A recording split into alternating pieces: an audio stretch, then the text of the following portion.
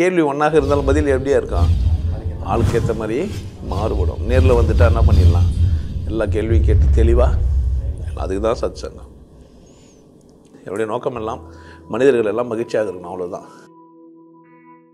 எனக்கு கடவுள் தெரியும் அப்படின்னு நான் சொல்கிறேன். நான் என்னை ஒரு செலிப்ரிட்டியாக பார்க்க முடியுதான்? செலிப்ரிட்டின்னா கொண்டாட்டமான மனிதர் அப்படியா?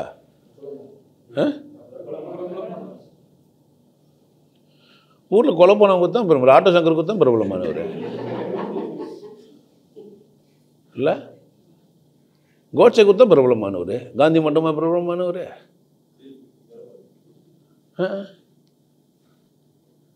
சரி, செலிபிரிட்டின்னா பைத்தியம். செலிபிரிட்டி பயங்கர உச்சம், அது செம்ம கொண்டாட்டமாக இருக்குது. இங்கே ஒரு பேகு, இங்கே ஒரு பேகு, இங்கே போகிறதெல்லாம் வாங்க பிடிக்கணும், யாரை பார்த்தாலும் சிரிச்சின்னு ஒரே கொண்டாட்டம் தான். ரோட்டை பின்னாடி வந்து முன்னாடி போயின்னு செம்ம. செலிபிரிட்டினா பைத்தியம். பிரபலமானவனா கொலை போனவங்க கூட பிரபலமாகறான். ஏன் கடவுள் தெரியுன்னு சொல்கிறேன்? உன்னை என்ன பார்க்க முடியுது? செலிபிரிட்டியாக தான் பார்க்க முடியுது. அதுக்கு மேலே என்னையா நீ எனக்கு சொல்லித்தர? நான் ஒன்றையும் சொல்லித்தரல, ஏன் பார்த்துக்கிறேன்னு கேட்குறேன். உனக்கு ஒரு சந்தர்ப்பம் கொடுத்துக்கிறேன் பாரு, இந்த கேள்வியாக கேட்க முடியும். அதான் நான் யார், எங்கே நிற்கிறேன் அப்படின்னு கேட்டிங்கன்னா, உங்களுக்கு என்ன சந்தர்ப்பம் கொடுத்துக்கிறேன்? நான் இன்னும் கேட்குறதுக்கு, இன்னும் கேள்வி கேட்குறதுக்கு. ஏன் என்ன கேள்வி? என்ன 16 வயசு நான் காதலிக்கலாமான்னு கேட்குறான். இப்போ கடவுள் புரிஞ்சுன்றதுனால தான் என்ன பண்ணுறான் அவன்? இருந்தாலும் எந்த பிரச்சனைக்கும் ஒரு தீர்வு சொல்லுவான்னு கேட்குறான். இப்போ நான் செலிபிரிட்டியா? நீ செலிபிரிட்டியால் கூட என்ன பண்ணிக்கலாம்? நீங்கள் என்ன கேட்டுக்கலாம். கடவுள் தெரியும் ஏன் சொல்கிறேன்? எனக்கு கடவுள் தெரியும் சொல்கிறேன். கடவுள் வெற்றிடமாகுது, சூன்யமாகுது, பாக்கிறதுலாம் இருக்குது, நிறைய வாட்டி சொல்லினே இருக்கிறேன் எப்போ பார்த்தாலும். அப்போ அதான் சொல்லிட்டே போக வேண்டியதானே? இல்லை, அது நீ என்ன பண்ணலாம்? என்ஜாய் பண்ண, வாழ்க்கையை கொண்டாடு, உனக்கு கொண்டாட்டம் உன்னுடைய பிறப்புரிமைன்ற. நான் செலிபிரிட்டின்ற உன்ன நான் சொல்கிறேன், நீ கொண்டாடு, சந்தோஷமாக இரு. அப்படி தானே? நான் உடனே சாக்லேட்டு விளம்பரம் கொடுக்குறேன்னு நினச்சிக்க போகிறீங்க, ஸ்வீட் எடுத்து கொண்டாடுன்ட்டு. அந்த ஆள் இல்லை. நீ உண்மையாகவே கொண்டாடலாம், அதுக்கான சந்தர்ப்பம் இருக்குது, வாழ்கிறேன். அதுக்கான சந்தர்ப்பம் வா. உன் ஏதோ உன்னுடைய துக்கம், உன் பிரச்சனையெல்லாம் இருக்குது, அது உன்னை அறியாமல் என்னென்ன கேள்வி கேளு. அந்த அறியாமல் என்ன பண்ணிடலாம்? போய்க்கிடலாம். பொண்டாட்டி போயிட்டா சார் துக்கமாகறேன். ஏன்டா பொண்டாட்டி போயிட்டா ஏன் துக்கமாக இருப்பேன்? பொண்டாட்டி தானே போயிட்டா, நீ ஏன் போயிட்ட? நம்போ சார், நான் போகல, நீ போகிறதுனால தானே உன் பொண்டாட்டி போயிட்டா. நீ என்ன கொஞ்சம் தூரம் போயிருந்தேன்னா என்ன இருக்காது? ஏன் உள்ளவே இருக்கு பார்க்குற, பூட்டி வச்சுக்கிற? என்னடா இவ்வளோ மோசமாக கத்துற? என்ன மோசமாக கத்துற? கேட்ட கேள்வி என்ன? பொண்டாட்டி போயிட்டா துக்கமாயிட்டேன். பொண்டாட்டி போயிட்டா ஏன் துக்கமாயிட்ட? பொண்டாட்டி தானே போயிட்டா, உன் பிரச்சனை என்ன? நீ இருற இல்லையா? இல்லை சார், என்ன இருந்தாலும் நேசிச்சவங்க உன் பொண்டாட்டி போனால் தான் சார் தெரியான்றான். அதுக்கு நீ பொண்டாட்டி போயிட்டு போடி நீ வெளியேன்ட்டு வந்து சொல்ல முடியாது. அது புத்திசாலி அப்படின்னா பயங்கர கேள்வி இப்படி கேட்குறது. அம்மா போட்டு வாங்குறாராம்மா மொக்க. ஏன் பொண்டாட்டி போகும்போது போட்டேன், ஏன் பிரச்சனையா இது? பொண்டாட்டி போன பிரச்சனை யார் பிரச்சனை? பொண்டாட்டி பிரச்சனை தானே. புருஷன் போன பிரச்சனை யார் பிரச்சனை? ஏன் பிரச்சனையை நான் மாற்றினேன்? யார் தப்பு இது? அப்போ பிரச்சனை எந்துன்னா இது எனக்கு தலைவலி பிரச்சனை. ஏன் தலைவலி? இது தலை இருந்தாலும் வெளியுது. கைட்டு போட முடியுமா தலையை? முடியாது. நிதானமாக உங்கள் கீழே கேளுங்க, தலை எங்கே வலியுதுன்னு கொஞ்சம் யோசிச்சு பாருங்க. நிச்சயமாக மூளையில் வலிக்காது. நீங்கள் ஆப்ரேஷன் பண்ணுறதுக்கு எல்லாத்துக்கும் மயக்க மருந்து கொடுக்கணும், மூளைக்கு மயக்க மருந்து கொடுக்க தேவையில்லை. மூளையில் இருக்கிற குண்டை எடுக்கும்போது, மூளையை தொடும்போது எதுவுமே ஆகிறதில்லை. ஆராய்ச்சியெல்லாம் பண்ணிட்டானுங்க. உடம்புல தோலில் எங்கன்னா குத்துனா வலிக்கிற மாதிரி மூளையில் போய் குத்துனா எதுவுமே ஆகுறது இல்லை. ஆமாம், தலை எப்படி வலிச்சுது? எங்கள் சைடில், இங்கே சைடில் ஏதோ என்ன பண்ணிது, ஈரம் கட்டிங்குது. தேய்ச்சி விடு, தைலம் தேய்ச்சி விடு, இல்லை தேய்ச்சி விடு, போயிட போகுது. தலைவலிதுன்னு சொல்லுங்கிற, தலைவலிது துக்கம் பண்ணணுமா தேய்ச்சி விடணுமா? தேய்ச்சி விட்டு சரியாக போகுது. கால் வலிது பிடிச்சி விடு, நட, தூங்கு, ரெஸ்ட் எடு, உடம்பு சொல்லுது கொஞ்சம் ஓய்வு வர்றான்னு. இதுக்கு ஏன் துக்கப்படுற? அப்படி தானே. ஒருமையாகிறேன், ஏழ்மையாக போந்துட்டேன், ஏன் துக்கப்படுற? வசதியாகவே ஓலை வீட்டில் இருக்கிறேன் சார், ஏன் ஓலை வீட்டில் இருக்கிற? மெத வீடு கட்டு, எபிசார் கட்டுறது, வேலை செய்ய, திறமையை வளர்த்துக்கோ, இல்லை யூடியூப்லேயே பார்த்து கற்றுக்க. என்ன பிரச்சனை உனக்கு? ஃப்ரீயாகவே வந்து நிற்குது. அவன் என்னன்னு அவன் சொல்கிறான். பானை எப்படி செய்யுது சொல்கிறான், எலக்ட்ரிக்கல் ஒர்க் எப்படி செய்யுது சொல்கிறான், எம்ப்ராய்டரி எப்படி பண்ணுறது. ஒருத்தர் டீ போட கற்றுக் கொடுத்தாங்க, 2 குச்சி தான். டீ குச்சி எடுத்து 2 குச்சி இப்படி அடிக்கிட்டீங்கன்னா டீ ஆகிடு போகுது. கற்றுக்கோ. அல்மா நான் டீ போடுவேன்னு சொல்லி எல்லாருக்கும் என்ன பண்ணேன், நீயும் டீ போட்டுக்கிடு. இந்த மாதிரி திறமையை வளர்த்துட்டு விட்டு அதுக்கெல்லாம் யார் தான் சொல்ல முடியும்? நான் தான். இப்போ நான் எப்படி செலிப்ரிட்டி இல்லை பிரபலம், அதெல்லாம் ரெண்டாவது தான். நான் ஒரு மனிதன், கொண்டாட்டமாக இருக்கிறேன், நீயும் கொண்டாட்டமாக இரு. என்னால் இன்பமாக இருக்க முடியுது, நீ எப்படி இரு, இன்பமாக இரு, நம்முடைய பிறப்பு உரிமை. அப்போ ஏன் நீ அவங்க ஒருத்தன் சொல்லவே சொல்லிட்டான், ஜட்ஜி முன்னாடி போய் ஐயா கொய்யான்ட்டு எங்கள் முன்னாடி மட்டும் வந்து ஏன் ஓத்தவங்க அம்மான்றான். நிறைய வாட்டி சொல்லிக்கிறேன் லூஸுக்கு, அப்போது தெரில, திரும்ப திரும்ப கமெண்ட் எழுதிக்குது. அந்த வீடியோவும் அது பார்க்க தெரியல போல. பொண்டாட்டியே வாடி பொடின்னு கூப்பிடுவேன், அம்மாவை நீ எல்லா பொண்ணுலையும் ஒரே மாதிரி கூப்பிடுன நியாயமா இது? சமயத்தில் பொண்ணு கூட அம்மான்னு கூப்பிடுவேன், எங்கள் அம்மா டென்ஷன் ஆகிடுவாங்க. அம்மானாக்கா என் பொண்ணை பாசமாக அம்மா ஆடினுவேன், என்னை தான் கூப்பிட்டேன்னு நினச்சிட்டானுவேன், வெறுப்பாக கூட ஆகிடுவாங்க சமயத்தில். என்ன பண்ணுறது, அது அவங்க பிரச்சனை. ஐயா குய்யாண்ணா அங்கே அப்படி தானே சொல்லி கொடுத்துறானுங்க, எப்படின்னா கொடுக்கலான்னு சுதந்திரங்க தான் நான் நீதிமன்றத்தில் சொல்ல, நீதிமன்றத்தை விமர்சிக்கவும் கூடாதுன்ட்டுக்கிறாங்க. இப்போ பிரச்சனை யாருது? ஐயா குய்யா நீ மொழியில் எழுதுறிய அந்த காங்காச்சாரம் தானே எழுதினுங்கிற, இல்லை தங்கிலீஷில் இங்கிலீஷில் தானே எழுதிங்கிற, உன் விஷயத்துக்கு எதனா கிரிக்கையாக வைக்க முடியும்? எனக்கு எதனா புரியுமா? ஏன்னா மனசில் நினச்சி கிறுக்கு என்ன புரியுமா இருக்குண்ணா? புரியாது தானே. இப்போ நான் என்ன சொல்கிறேன்னா, எந்த கிறுக்களுமே புனிதமாக தான் ஆகுதுன்ற நான். வார்த்தை தானே பிரச்சனை உனக்கு, வார்த்தை தானே. வார்த்தையா நீ கவனிக்கிற அவ்வளோ சீரியஸாக? வார்த்தையை கொண்டு நான் என்ன சொல்ல வரேன், அழுத்தம் கொடுக்கறதுக்காக ஒரு இடத்துல என்ன பண்ணுகிறேன், நீ வெளிநாட்டில் பேசும்போது இந்த மாதிரிலாம் வார்த்தைங்கள்லாம் வரல உனக்குன்றான். அங்கே யாருமே இல்லை, யாரை பார்த்து பேசிக்கிறது? நான் தனியாக பேசியிருந்தேன் சிங்கப்பூரில் சர்ச்சாங்க, நானும் அவர் மணிவேலை அவன் 2 பேர் தான் இருந்தோம். அவங்க போய் அவர்கிட்ட போய் ஓத்தவங்கம்மா நான் சொல்லுங்க,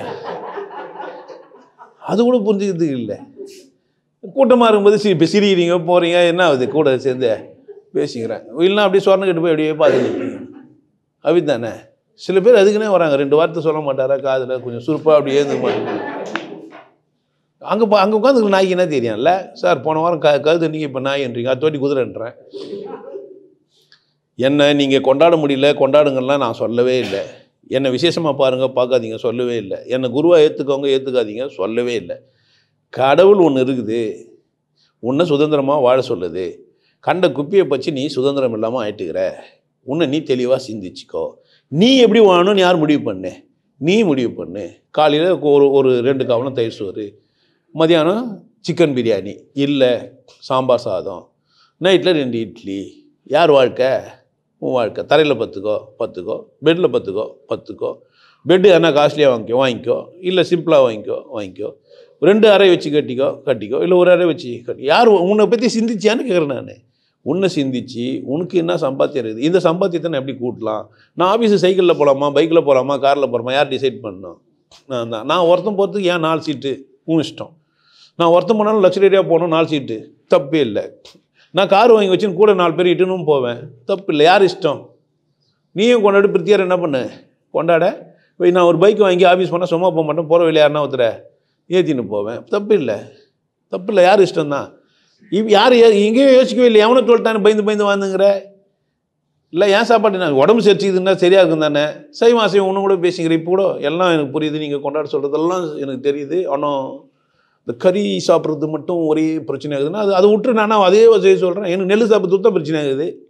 அது ஏன் பிரச்சனை? எனக்கு அப்படியே மனம் பதறுது. ஐயோ மிஷினில் போட்டு அடிக்கிறானுங்களே, இந்த நெல் கண்டி வாய் இருந்தால் கதறாதான்னு. அது பாராத்தில் நன்று இடத்துல தூங்கும்போது ஏன் தூங்க விடாமல் வந்தேன் என்ன மனம் எனக்கு எவ்வளோ பதறுது தெரியுமா? கண்ணை முன்னா ஒரே நெல் உரிக்கிற மாதிரியே இருக்குது.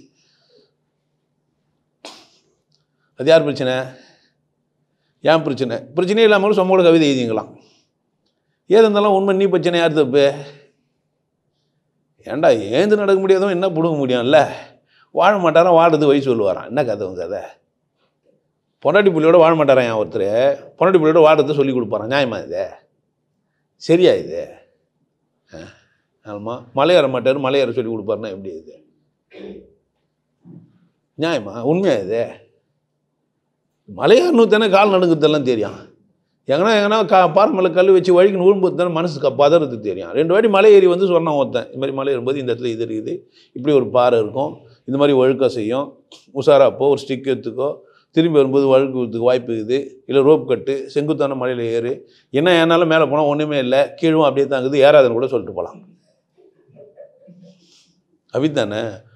என்ன செலிபிரிட்டியாக பார்க்க முடியுது, அதுவாக பார்க்க முடியுது. எவ்வளோ தெளிவாக பேசுகிறேன், புரியல. நான் லோக்கலாக தானே பேசிக்கிறேன், நானும் தனியாக வாழ்த்து வச்சுன்னு. குழந்தாய், மகனே, என்னை கூர்ந்து கவனி, என் முகத்தை பார், என் முகத்தில் 2 கண்கள் இருக்கிறது, அதை கூர்ந்து கவனி, அது இமைக்காமல் இருப்பதை பார், என்னிடத்திலிருந்து ஏதாவது வாங்கிக்கொள், நான் தர தயாராக இருக்கிறேன். புத்தர் மாதிரி பூ வச்சு நான் உட்காந்துருந்தேன். தம்பி கமான் உட்காரு வாட் ஹேப்பன் ஏன் சோகமாகற பொண்டாட்டி போனால் பொண்டாட்டி போயிட்டா என்ன பிரச்சனை உனக்கு புருஷன் போயிட்டாரு உன் பிரச்சனை என்ன இல்லை சார் கறி சாப்பிட்றவங்க அவங்களாம் சொல்லுறாங்க அது அவங்க பிரச்சனை உனக்கு என்ன யார் பிரச்சனை இது அவர் சாப்பிடுவானார் சார் அவர் தானே சாப்பிடுவானாரு உனக்கு என்ன பிரச்சனை அவர் உன்னை கூப்பிட்டு உங்ககிட்ட சொன்னார் அப்போ நீங்கள் புக்கு வச்சு தானே கேடு கேட்டு போனேன் அந்த புக்கை கொண்டா விசிறி அப்படின்னா என்ன சார் புனிதமான புக்கு விசிறி இது புக்கு தான் உன் பிரச்சனையே தூக்கி போடு மண்டையில் ஏன் மயிரை வச்சுக்கிற கொஞ்சம் தூக்கி போடு மூலையில் என்ன இருக்கணும் நீ இருக்கணும் நல்லாகிறேன்னு கேள்வி உன்னை சந்தோஷமா இருன்னு சொல்கிறேன் இது செலிபிரிட்டி தாண்டி விசேஷமாக தெரியலையா உனக்கு உன்னை அவனா உன்னை நல்லா இருக்குன்னு சொன்னான்னு கேட்குறேன் நான் நல்லா இருக்கிறேன் நான் புனிதமாக இருந்தேன் ஏன் போட்டோ வச்சுக்கோ ஏன் பேரை சொல்லுன்னு ஊரெல்லாம் சொல்லிடுறானுங்க இதுக்கும் மேலே போய் பொம்மையை வர வச்சுன்னு தெரிஞ்சுக்கிறீங்க இல்லை என்ன பிரச்சனை உங்களுக்கு எவ்வளோ தெளிவாக சொல்லி விடுறேன்